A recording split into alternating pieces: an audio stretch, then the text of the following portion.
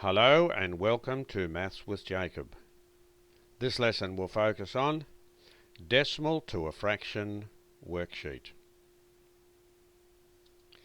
So this video presents a worksheet where we can practice converting a decimal to a fraction. Now we've had a lesson on this very topic, and very briefly we were given some guidelines.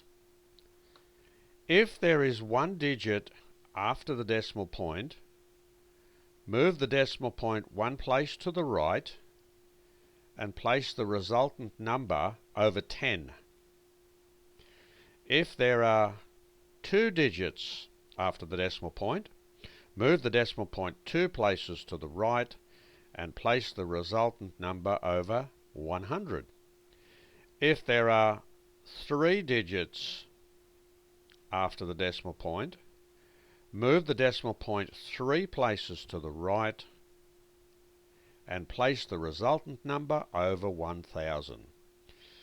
Now if you still need more clues how to proceed, on the next slide there is a link, and if you go to that link, click on it, it will take you to the lesson and it will explain how to do all these examples.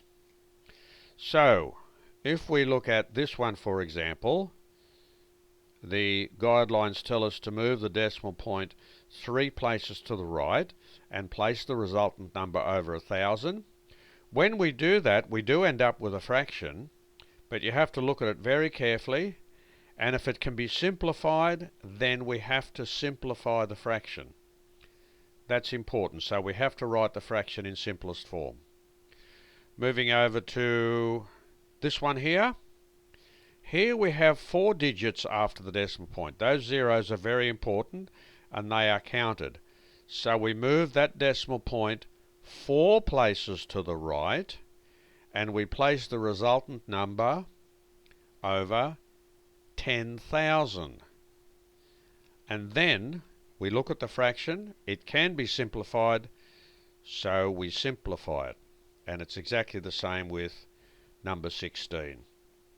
So this video has given us a worksheet where we can practice changing a decimal to a fraction. And if you need any help, there is a lesson. And on the next link, on the next slide, when we go to the next slide, click on the link.